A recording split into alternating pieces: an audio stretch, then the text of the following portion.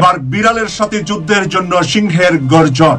Doctor Mohammad Yunus গর্জন দিয়েছেন, এই ভারতের বিরুদ্ধে আমরা যুদ্ধ ঘোষণা করব। পাকিস্তান আমাদের ভাই, পাকিস্তান হামলাটা করবে হলো কাশ্মীর সীমান্ত দিয়া, আর বাংলাদেশ থেকে হামলা শুরু হবে এই দিক দিয়া। ভারত বাংলাদেশ বিরোধী যে বিভিন্ন প্রচারণা চালাচ্ছে, বাংলাদেশকে দুর্বল, শক্তিহীন, নতজানু ভাবার কোন রকম অবকাশ নাই। এবার তোমরা সীমান্তে আসার আগে একটু চিন্তা ভাবনা করে আইসো। হ্যাঁ, কঠিন ভূমিকা যাচ্ছে বিজিবি। আসসালামু আলাইকুম সম্মানিত প্রিয় দর্শক, এবার কিন্তু স্বয়ং ডক্টর ইউনূসই ভারতের বিরুদ্ধে কঠিন হুঁশিয়ারি দিয়েছেন। জানিয়েছেন এবার চোখে চোখ রেখে লড়াই করবে বাংলাদেশ। হ্যাঁ দর্শক, ডক্টর ইউনূসের এমন ঘোষণা এবার কিন্তু পাকিস্তান ও বাংলাদেশকে সাপোর্ট দিয়েছে ভারতের বিরুদ্ধে। হ্যাঁ দর্শক, আশা করি শুরুতে ভিডিওর কিছু অংশ বিশেষ দেখে আশা করি বুঝতে পেরেছেন আমাদের আজকের ভিডিওটি ঠিক কতটা গুরুত্বপূর্ণ। তাই আশা করব ভিডিওটি না টেনে সম্পূর্ণ দেখবেন, তবে আপনি বিষয়টি ভালো করে বুঝতে পারবেন। তাহলে চলুন দর্শক, আর দেরি না করে এবার আমরা ভিডিওর মূল আলোচনায় চলে যাই। পারমাণবিক বোমা, যুদ্ধ বিমান, ট্যাঙ্ক এবং সৈন্য প্রস্তুত রেখেছে আমাদের বাংলাদেশের মুসলমান ভাইদের সাহায্য করার জন্য। ৭১ সালে ভারত যেমন পূর্ব পাকিস্তানকে সাহায্য করেছিল,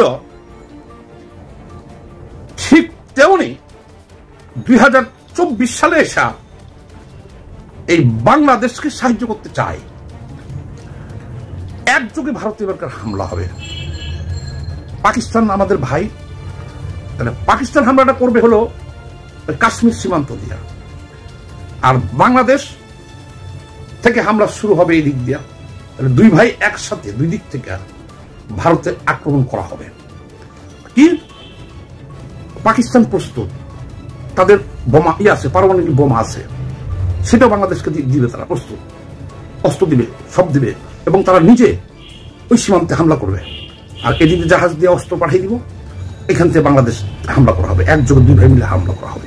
আমি বললাম ভারত যেদিনকে বাংলাদেশের ১ ইঞ্চি মাটি দখল করতে আসবো, সেই দিনকে আমরা অস্ত্র হাতে নিব, মরলে মরে যাব। প্রকৃত স্বৈরাচার তারা ওপারে বসে এখন বাংলাদেশের বিরুদ্ধে ভয়ঙ্কর ষড়যন্ত্র করছে। তারা একটার পর একটা গেম প্ল্যান তৈরি করছে। প্ল্যান এ ব্যর্থ হলে বি, বি ব্যর্থ হলে সি, সি ব্যর্থ হলে তারপর এইভাবেই তারা ধাপে ধাপে ধাপে ধাপে সামনে এগোবে। অর্থাৎ এই রাষ্ট্রকে তারা কখনো শান্ত থাকতে দেবে না, এই রাষ্ট্রকে কখনো তারা ভালোভাবে চলতে দেবে না, এই রাষ্ট্রকে তারা অস্থির করে রাখবে অরাজকতা নৈরাজ্য সৃষ্টির মধ্য দিয়ে। তাহলে আমাদেরকে কি করতে হবে? আমাদের ছাত্ররা পড়ার টেবিল বাদ দিয়ে আর কতদিন লড়াই করবে? আমাদের রাষ্ট্রের উপদেষ্টারা, আইন শৃঙ্খলা বাহিনী, তারা অনেকটা হানিমুন মুডে আছেন, তারা ঘুমিয়ে আছেন, তারা চোখ বন্ধ করে জেগে আছেন, চোখ খুলে তারা ঘুমিয়ে আছেন, এই একটা অবস্থা তারা রয়েছে। আর প্রতিটা মুহূর্তে আমরা দেখছি আমাদের ছাত্র জনতা ষড়যন্ত্রকারীদের বিরুদ্ধে মাঠে নেমে লড়াই করছে। এবার এই রাষ্ট্রকে একটা সিদ্ধান্ত নিতে হবে। আমি তরুণ উপদেষ্টাদের বলবো, যারা বৈষম্য বিরোধী আন্দোলনে রাজপথে জীবন বাজি রেখে লড়াই করেছে এবং যারা গাজী হয়েছে, অর্থাৎ শাহাদাত বরণ করণী, যারা বিজয় অর্জন করেছে, সেই সব গাজীদের, বীর সেনাদের নিয়ে আমাদের জরুরিভাবে সিদ্ধান্ত নিতে হবে, চিন্তা করতে হবে। অর্থাৎ যাদের সামরিক বাহিনীতে যোগ দেওয়ার শারীরিক সামর্থ্য রয়েছে তাদেরকে দ্রুত ইনক্লুড করতে হবে, এবং পুলিশ বলি, সেনাবাহিনী বলি, বিজিবি বলি, প্রত্যেকটা ক্ষেত্রে সেই সব সাহসী বীরদের নিয়ে আসতে হবে, ভর্তি করাতে হবে, তাদের দ্রুত প্রশিক্ষণ দিতে হবে। কারণ এই রাষ্ট্রের চারপাশে শকুন, কালো শকুনরা রাষ্ট্রের চারদিকে অপেক্ষায় আছে কখন তারা থাবা বসাবে। এখন আমরা যদি দ্রুত ব্যবস্থা না নিই, হয়তোবা আমাদের স্বাধীনতা খর্ব হতে পারে। এই রাষ্ট্রে গত 15 বছর ধরে ফ্যাসিস্টদের লোকেরা প্রত্যেকটা ক্ষেত্রে বসে আছে। পুলিশ বলি, সেনাবাহিনী বলি, বিডিআর বলি, আমলাতন্ত্রে বলি, প্রত্যেকটা জায়গা তাদের লোক। কতজনকে আমরা সরাবো? কতজনকে আমরা পরিবর্তন করব? আমরা তো হিসেবেও জানি না। আবার এদের মধ্যে অনেকে সুর পরিবর্তন করে এখন আমাদের সুরে কথা বলছে। এদের মধ্যে অনেকেই সুর পরিবর্তন করে ফেলেছে, তারা অনেকেই এখন 24-এর মুক্তিযোদ্ধা সেজেছে। অতএব তারাও সময় মতো আমাদের কামড় বসাবে। তাহলে কি করণীয়? করণীয় হলো প্রত্যেকটা জেলা থেকে তালিকা করে আমাদের সেই সব ভাইদেরকে সামরিক বাহিনীতে নিয়ে আসতে হবে। 2 নম্বর, আমাদের আরো বহু যুবকরা রয়েছে যারা দেশকে ভালোবাসে, দেশের জন্য লড়তে চায়, সেই সব ভাইদেরকে সেনাবাহিনীর ট্রেনিং দিতে হবে, যাতে পৃথিবীর অনেক দেশেই এই সিস্টেমটি চালু রয়েছে, কেবল ইসরায়েল নয়, আরো অনেক দেশে। তো এখন আমাদের সামনে বড় চ্যালেঞ্জ, ওপারের শত্রুরা প্রতি মুহূর্তে আমাদের দেশকে খাবড়ে খেতে চাইবে। আর সেটা মোকাবেলায় আমাদের প্রস্তুত থাকতে হবে। সর্বশেষ যে কথাটি, এই মুহূর্তে কোনো রাজনৈতিক দলের উচিত হবে না বিভাজিত হওয়া। চট্টগ্রাম বিশ্ববিদ্যালয়ের একটি খবর পেলাম একটি গণমাধ্যমে, সেখানে বৈষম্য বিরোধী ছাত্রদের সঙ্গে বাকি সকল ছাত্রদের একটি বৈঠক ছিল, কিন্তু সেখানে ছাত্রদল এবং ছাত্র ইউনিয়ন যোগ দেয়নি, কারণ সেখানে শিবির ছিল। প্রশ্ন হলো, গত 15 বছর বিএনপি জামাত যদি কাঁধে কাঁধ রেখে লড়াই করতে পারে, ছাত্রদল এবং শিবির যদি ঢাকার রাজপথে ফ্যাসিস্টের বিরুদ্ধে লড়াই করতে পারে, তাহলে ফ্যাসিস্ট বিদায় নেওয়ার পর শিবির ছাত্রদলের মধ্যে বা ইউনিয়নের মধ্যে কি এমন সমস্যা তৈরি হলো? কেন ওপারের পরামর্শে ইউনিয়ন এবং ছাত্রদল নিজেদের ঐক্য নষ্ট করছে? আমি মনে করছি ছাত্রদল এবং ছাত্র ইউনিয়ন ওপারের রয়ের একেবারে সরাসরি বলছি, ওদের প্রিসক্রিপশন, ওদের এজেন্সির প্রিসক্রিপশন নিয়ে ওরা নিজেদেরকে বিভাজিত করছে। আমি বলবো জনাব তারেক রহমানকে এই ব্যাপারে সজাগ দৃষ্টি রাখতে হবে, কারণ ওদের সঙ্গে লড়াই কেবল একটি দল করতে পারবে না, পুরো জাতিকে করতে হবে, যেমনটি করেছে 71-এ। আমি বুঝতে পারছি 5 তারিখে বিজয়ের পর অনেকের মধ্যে ক্ষমতার লোভ তৈরি হয়েছে। তারেক রহমান যে কথাটি বলেছেন, আমরা ক্ষমতায় বসিনি এবং আমরা আদৌ ক্ষমতায় বসতে পারবো কিনা জানি না, দেশের মানুষ আমাদের ভোট দেবে কিনা সেটাও আমরা জানি না। আমরা নিজেকে বড় দল মনে করতে পারি, কিন্তু 20 বছর বা 18 বছর এই দেশে ভোট হচ্ছে না। মানুষের পারসেপশন, মানুষের ম্যান্ডেট কোথায় চলে গেছে আগামী নির্বাচনে বোঝা যাবে। তার মানে হলো বিএনপির যেসব নেতা কর্মীরা একেবারে খুব গর্বের সাথে বুক ফুলিয়ে ভাবছেন আগামীতে ক্ষমতায় চলে আসবেন, আপনারা কাউকে তোয়াক্কা করবেন না, মনে রাখবেন এই অহংকারের জন্য আওয়ামী লীগের আজকের এই পরিণতি।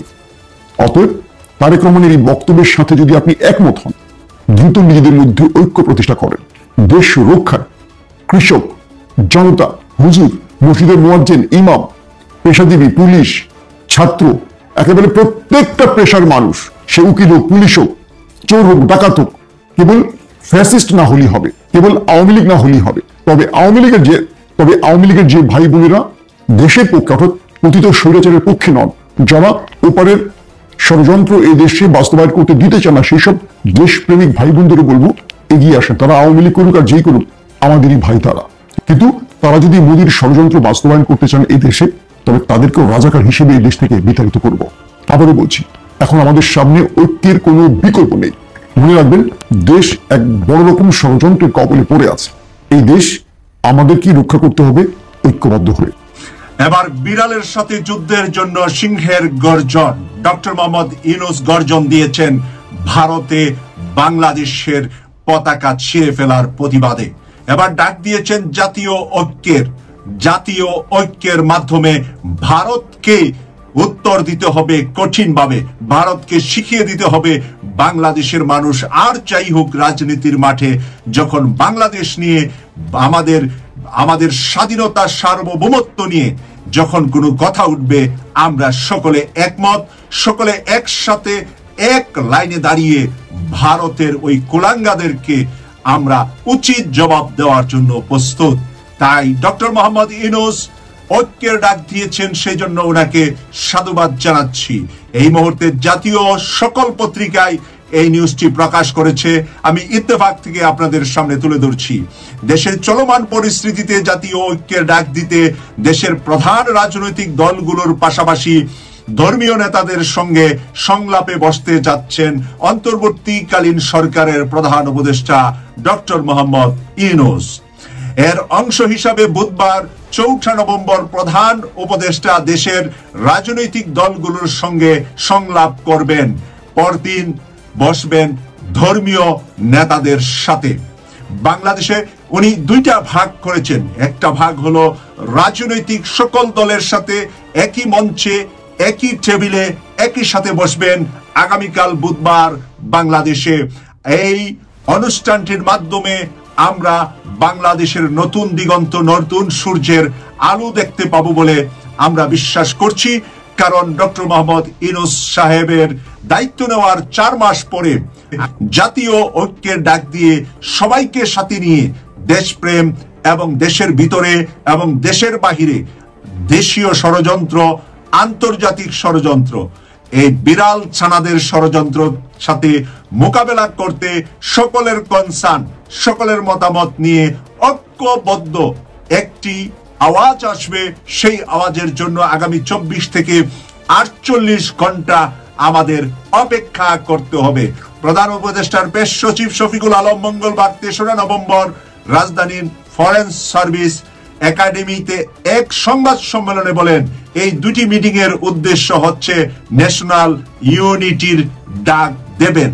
এই দুইটি সমাবেশের মাধ্যমে ন্যাশনাল ইউনিটির ডাক উনি দিবেন। একই লক্ষ্যে মঙ্গলবার প্রধান উপদেষ্টা ছাত্র নেতাদের সঙ্গে বৈঠক করবেন বলে জানিয়েছেন প্রেস সচিব। আজ মঙ্গলবার ছাত্র নেতাদের সাথে উনি বৈঠকে বসছেন। বাংলাদেশে এটাই চমক হবে, ডক্টর মোহাম্মদ ইউনূস সাহেবের ছাত্র নেতা, তারপরে রাজনীতিবিদ, তারপরে ধর্মীয় নেতা, ধর্মীয় সকল ধর্মের ধর্মীয় নেতাদের সাথে বসে ঐক্যবদ্ধভাবে পাশের দেশের কুলাঙ্গাদেরকে আমরা উচিত শিক্ষা দিতে পারবো বলে আমি বিশ্বাস। তো প্রিয় দর্শক, ভিডিওতে আলোচিত বিষয়গুলি শোনার পর আপনার কি মনে হয়েছে কমেন্ট করে জানিয়ে দিন আপনার মূল্যবান মতামতটুকু, কারণ আপনাদের মতামতটুকু আমাদের কাছে খুবই গুরুত্বপূর্ণ।